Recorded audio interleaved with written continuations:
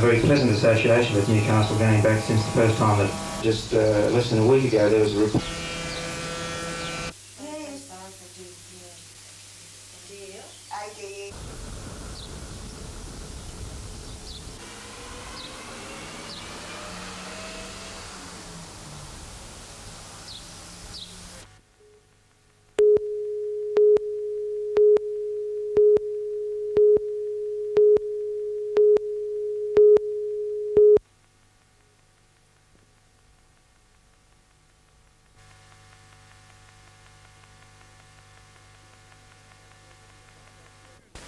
Students from St Joseph's Primary School from Belmont sang the new jingle at today's launch at Newcastle City Hall. The new campaign is called Do the Right Thing, Your Planet Thanks You, and organised there. Newcastle and the Hunter region have so many fantastic tourist attractions, so they get a lot of visitors.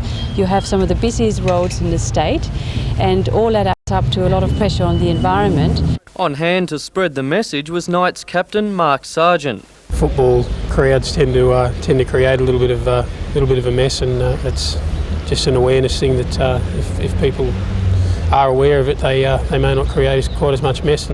Not only is littering an environmental problem, but it also damages communities economically. We did a survey of all local councils in New South Wales, and we discovered that they spend $20 million a year on cleaning up litter. Funded by the Litter and Recycling Association and Keep Australia Beautiful Council, the new campaign aims at bringing up a new generation of anti-litterers through catchy ads like this.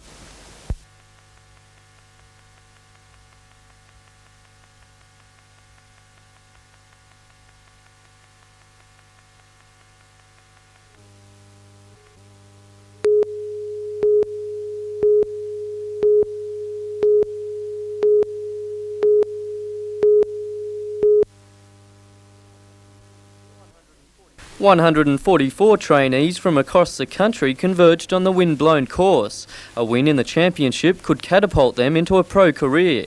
Others will finish their traineeships in other aspects of the golfing industry." Obviously would like to go and play on the tour and fulfil a dream in the playing sense, but because of the traineeship and the structure of it, they can pursue a career in club jobs or in merchandising. For the first time in its 15-year history, two females have qualified for the tournament. Sally Smith and Orsa Ekberg made the cut after strong performances in the New South Wales trainee titles, where they both hit off from the same markers as the men. 24-year-old Orsa Ekberg began her traineeship at Sydney club Mona Vale this year. So I'm from the north of Sweden. I just play a few months every year, and doing it here I get to play all year round, which I think is great. Defending champion Rod Pampling of Queensland is in the third and final year of his traineeship.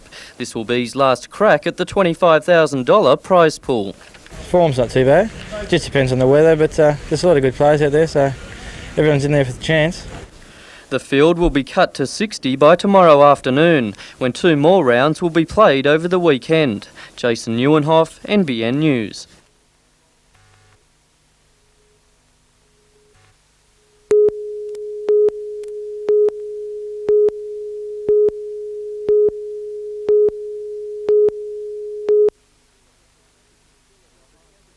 With the temperatures still in the high 20s, the Breakers took to their training with relish. Ball skills were put to the test. By the end of the session, the workout became more like a sauna. The Breakers are keen to maintain their good form going in against Parramatta, who are in the middle of the table, in Sydney on Sunday night. Some encouraging news for the team, with defender Darren Stewart responding well to physio for a damaged knee. The 27-year-old has been out for 6 weeks after he went into a tackle playing in Malaysia. He could be back on the paddock in 2 or 3 weeks. The dilemma for the club, where to put him. Do you think you'll have any trouble getting back in the side? I hope not, but you better ask Jim that. Stewart will test the knee tomorrow with his first run. Peter Ryan, NBN News.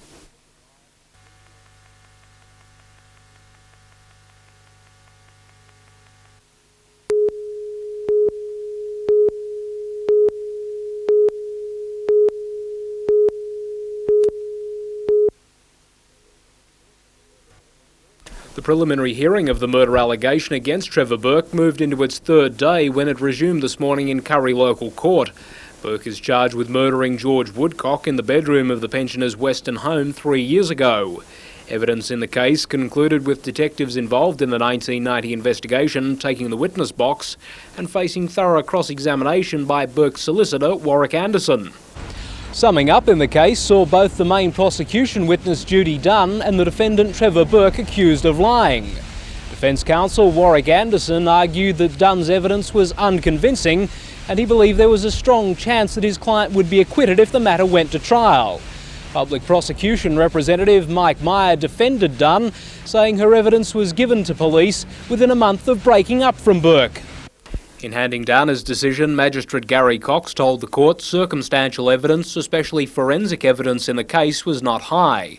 He also described the evidence of prosecution witness Judy Dunn as certainly not without flaws and touched on battered wife syndrome while addressing her evidence. However, Magistrate Cox decided to commit Trevor Burke to stand trial in the Newcastle Supreme Court next year. While he remains in custody, an application for conditional bail was granted by the court, despite strong objections by the prosecution.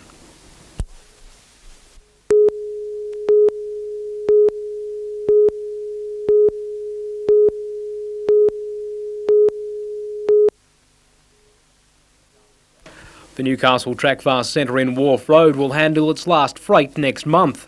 Management today told the 10 employees at the Honeysuckle site the facility was being closed because it had been losing a considerable amount of money for some time. Trackfast board members had recommended the closure of the Newcastle Centre in 1991, however the shutdown was averted by a ministerial directive. Workers are now being offered the choice of redeployment within State Rail or voluntary redundancy. State Rail says customer service won't be affected by the closure, with a contractor to take over the remaining operation. State member Bryce Gaudry has criticised the closure, saying the government refused to let Trackfast restructure itself and trade through to break even on its recovery plan.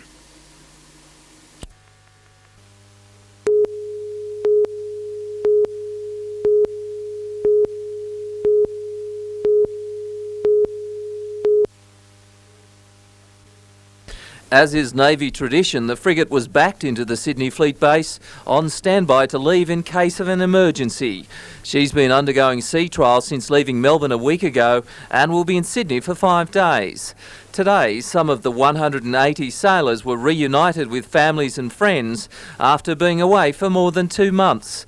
But this should be the calm before the storm. The real celebrations are being held off till Wednesday, when the Newcastle will visit her named port for the first time. Every detail is being checked to ensure the official commissioning or naming of the vessel in Newcastle will go off without a hitch.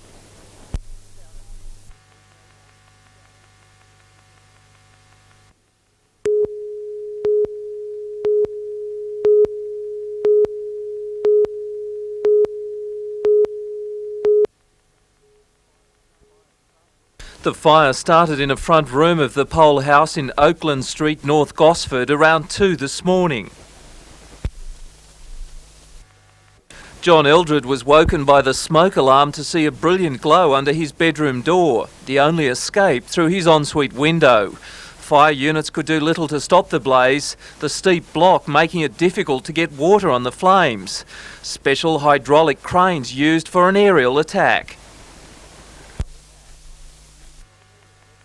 With the battle lost to save the building, firefighters concentrated on containing the fire. It had been feared neighbouring houses could also go up. But within half an hour, the fire was controlled. The property was insured and on the market to be sold. In fact, contracts had been exchanged, but settlement is now probably unlikely. Peter Ryan, NBN News.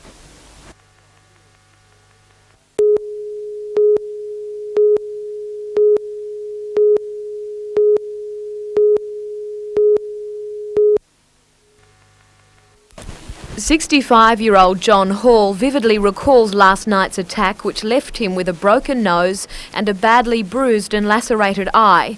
He and his 64-year-old wife Lyda were asleep in their Neath home when they were awoken at 2:30 this morning by an intruder. The light went on and this bloke ran up to the side of my wife and started saying, I'm going to kill you, I'm going to kill you, I'm going to kill you. The man had a stocking over his face and was carrying a long hunting knife. He lunged at Mrs. Phipps as she struggled to get away. He went towards the legs, and when he did that with the knife, I dived off the side of the bed and went round and I thumped him. The assailant hit Mr. Hall in the face and grabbed a handbag near the bed containing money for Christmas shopping. Once the attacker fled, Mr. Hall tried to call police, but the line had been cut. He raced next door to get help.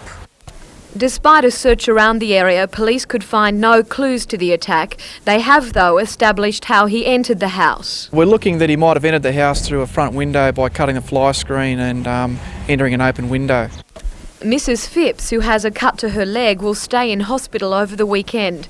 Mr. Hall will be released tomorrow. Police say the man they are looking for has a large face and was wearing dark clothing. I've lived in this town since the day I was born, and I'm 65 years of age, and I just can't understand it. I can't understand the things that happen. Jodie McKay, NBN News.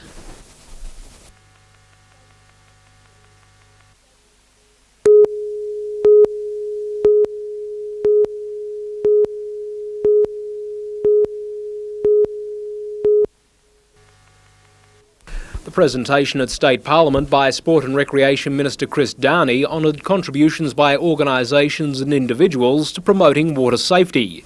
Newcastle Council received a Specialist Award for promotion, recognising a water safety video prepared in conjunction with NBN. Hosted by weatherman Nat Jeffrey, the program is a multi-pronged effort covering surf sense for people using the beaches and also swimming pools. The importance of sun care is also emphasised. It's estimated 1 million children have been educated as part of Newcastle Council's water safety programs during the past 3 decades. Lake Macquarie Council was a joint winner of a community award for its resuscitation program A Matter of Seconds. Latest drowning statistics released by the Minister today show the beach and ocean are amongst the most common locations for drownings, with people aged over 25 the main victims. The danger zone for children up to 5 years of age in the past year has been private swimming pools. In the 12 years the Department of Sport Recreation have been compiling statistics, the 92-93 season saw the state record its second lowest number of deaths, with water safety education programs believed responsible for the improvement.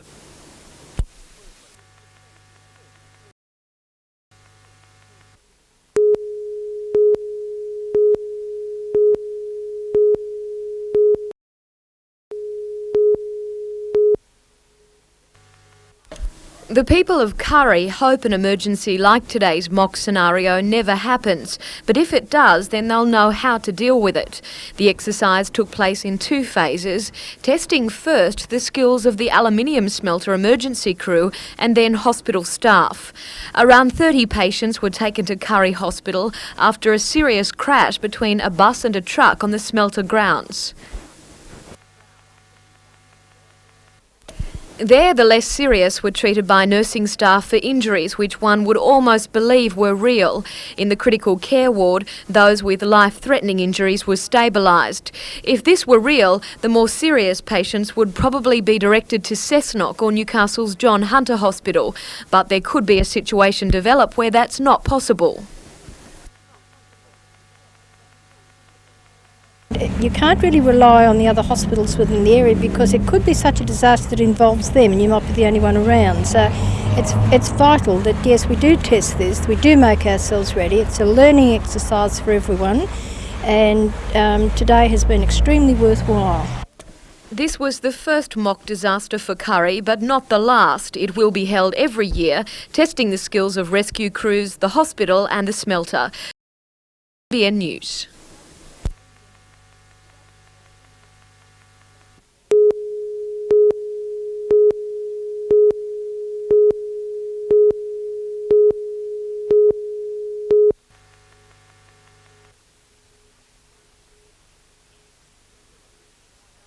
There are literally thousands of great tackles in these young players. This weekend from 6 in the morning till 10 at night, they are fine-tuning their skills for a chance at the big time. For a lot of young fellas, this is their first opportunity or their first step on the ladder to a possible Winfield Cup career. The skill development camp at Myuna Bay is part of the selection for the junior Knights teams in 15, 17 and 19-year-old footballers. 30 are represented in each age group, and that number will eventually be trimmed to 20. The players go through techniques in attack, play the ball and defence. When the player's coming in, you're going to hit in underneath the ball. The ball will be like this, you'll hit in. The camp is a proven success. Players like the Johns brothers, Tim Madison and Adam Muir have all been through the program.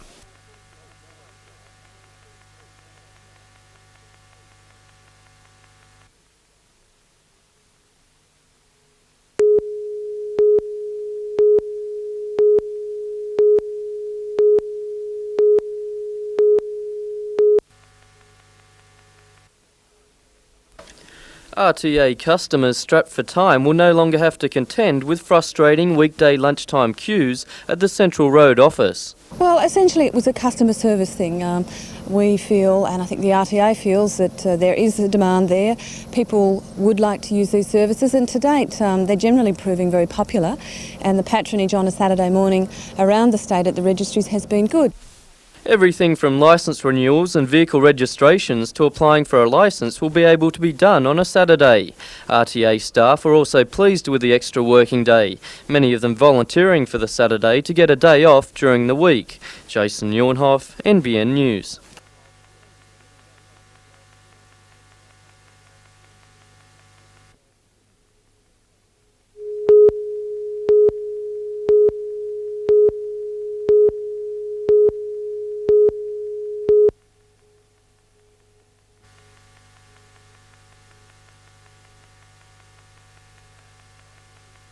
And at Nobby's Beach, action aplenty from the nippers at the Newcastle Branch Surf Carnival. From the 8s to the under-14s, 1,000 junior lifesavers represented clubs from Hawk's Nest south to Catherine Hill Bay.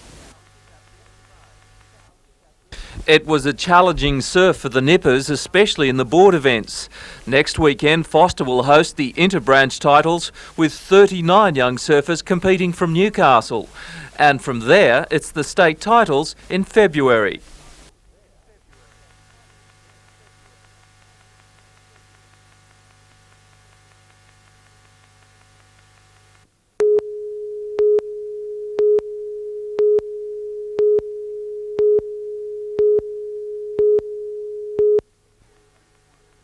If there's an equine equivalent for a water baby, 4-year-old Takeshi is it. Today's rain didn't dampen his enthusiasm to get out for a stretch. His strapper says he kept trying to pull away towards the track. That enthusiasm spills over to wet race days. 2 of his last 3 wins have been on rain-affected tracks. The latest last weekend at Rose Hill in the Ansett Handicap.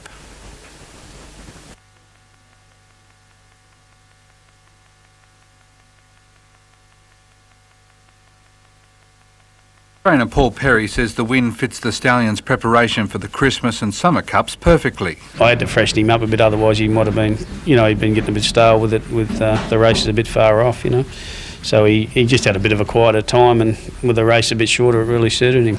But his rest in the sprints will be short-lived. This weekend he moves back to the long distances. It's a 2,400 metre race, they've got to be able to grind a bit, so I know he'll have a fair bit of work. He'll probably have a couple of swims, but he'll have to do a bit of work, in between, yeah.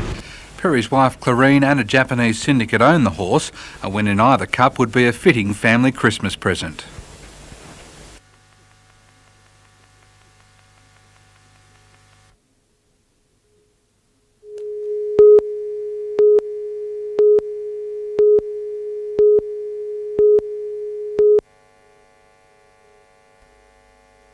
The players were put through their paces by new club conditioner Helen O'Neill, the first female to take on such a position with a senior rugby league side in the history of the sport. The idea of the early get-together was to gauge the players' fitness levels and design a light training schedule for them to follow over the Christmas break.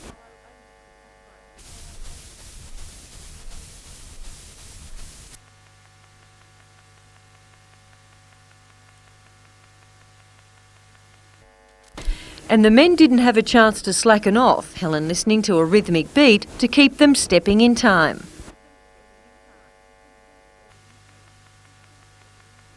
With With most 2- and 4-legged participants sidelined soon after this, hooker Glenn Pringle in number 13 and Glenn Campbell proved they had a little bit left. By the end of the 2-hour session, the players were more than likely thinking the 4 weeks till their next training session will pass far too quickly. Catherine Lamond, NBN News.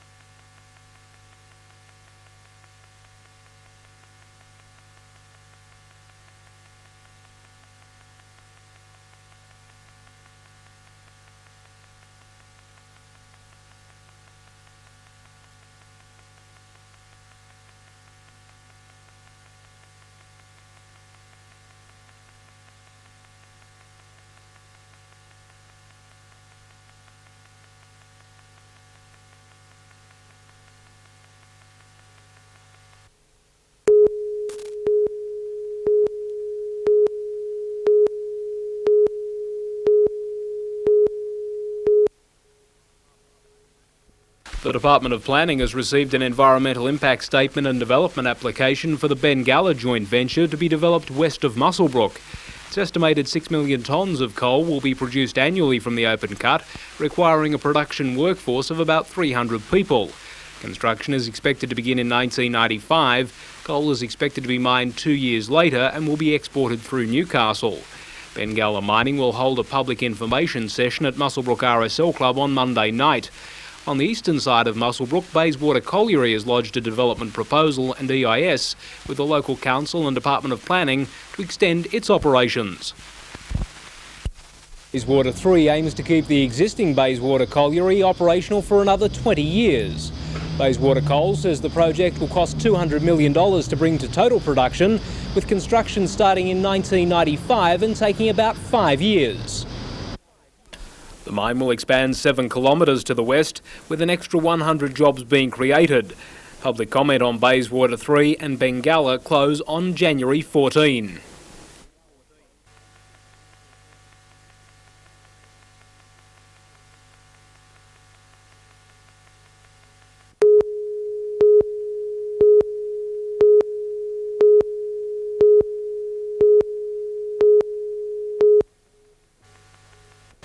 The Aquatic Club was home to many of the local community groups. Scouts, sailors and teenagers used the wooden fibro building for 20 years as a meeting place. At 1 this morning, they all lost their clubhouse. We didn't actually go riding because the floors are all unsafe, but like I said, it was ablaze and there was no way we could save it at all. Ironically, the 20-year lease on the building finished today. The local tennis club was expecting to win the new tender for the building off the Conservation and Lands Department. There was a lot of work put in by our committee, and we were really looking forward to doing something with the clubhouse on the premises over at Summerland Point. Fire officers believe the building was deliberately lit. Maybe vandals. We've had a few problems with them, but I'd say that's where the main problems come from. Investigations are continuing, fire officers say, although there are similarities to a recent blaze at Toralba Sailing Club, there is no link. Jason Neuenhoff, NBN News.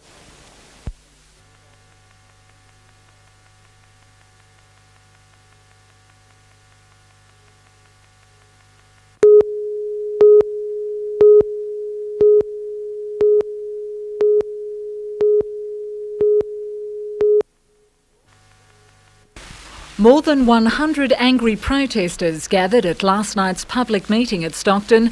The main item on the agenda, the rezoning proposal for urban development at Fern Bay. Speaking for a great number of people who are really fearful and very angry about the breakneck speed developing around the destruction of a natural resource that we happen to love a great deal. You've actually got to decide on whether you want a coastal park here or we're going to be left without a coastal park, and we're just going to allow the bight to be ravaged and lose it altogether. Plans for development along Stockton Bight have been in the pipeline for 2 years, but residents argue they've been kept in the dark. This week, the Newcastle Bight Coastal Park Coalition released a conservation proposal that would turn the area into a national park. But time is running out. Next week, Port Stephens Council will decide the rezoning fate of 3 parcels of land, one owned by a private company, the others relating to Crown land. After months of exhaustive studies, a report now before Council recommends the land be rezoned residential. Today, Mayor Innes Crichton said if rezoning was approved, it would be subject to harsh conditions, including a total dune stabilisation at an estimated cost of $18 million. Mayor Crichton said if nothing is done, the dunes will continue to march onwards. Melinda Smith, NBN News.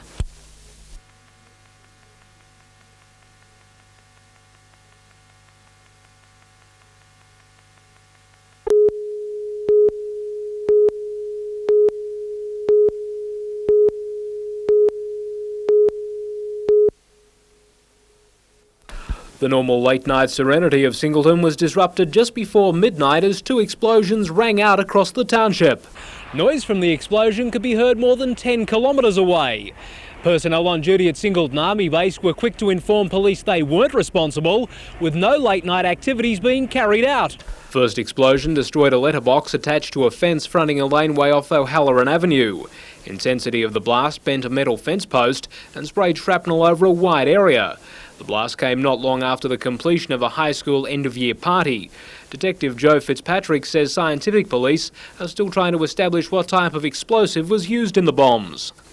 After their examination, we believe we'll have a good idea of exactly what means was used to cause the explosion. The second blast happened in neighbouring Faulkner Crescent but could have had disastrous consequences, with the owner of the home grabbing the device from his letterbox and throwing it onto the roadway where it exploded. Neighbour Rita Upcroft says residents are appalled by the incident. You don't expect this sort of thing to happen. Do you think most of the neighbours would be shocked by what happened? I know they were. I spoke to several of them this morning and they really were disgusted, more so than shocked. Police have a description of the person wanted over the bombings and are seeking public help with their inquiries.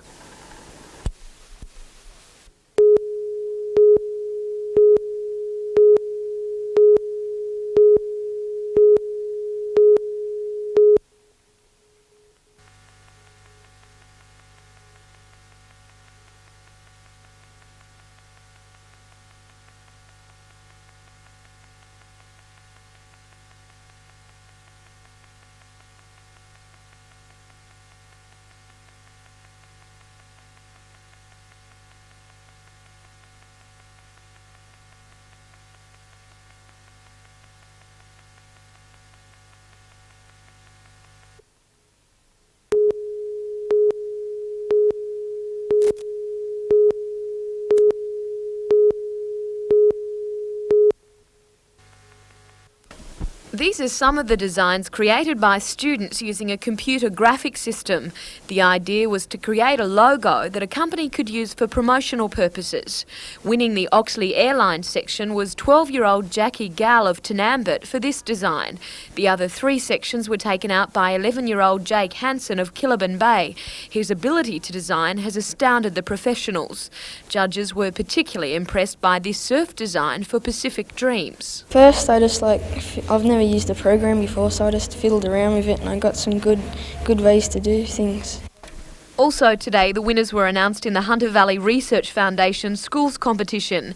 Every year, the foundation invites schools to enter their best Year 11 geography projects. Jane Fielding of Newcastle Grammar took out first place, with Brad Hawkes of Avondale College given a highly commended. Jodie McKay, NBN News.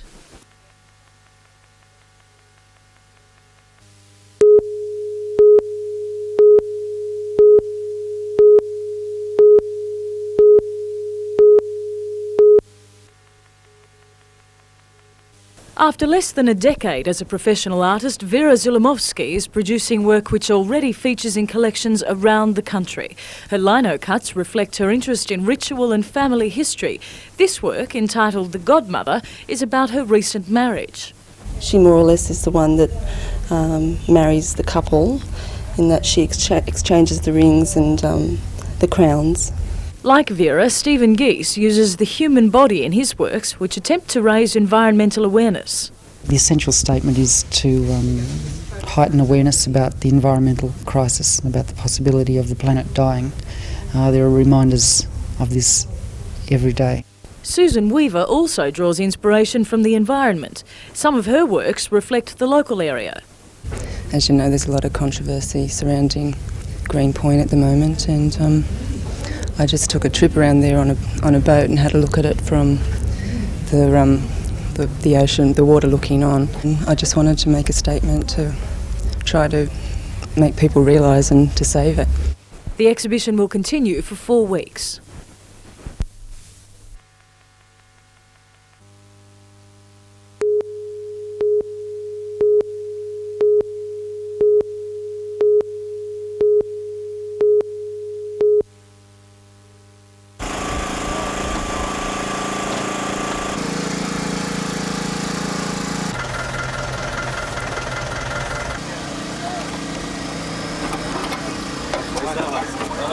Is that my car?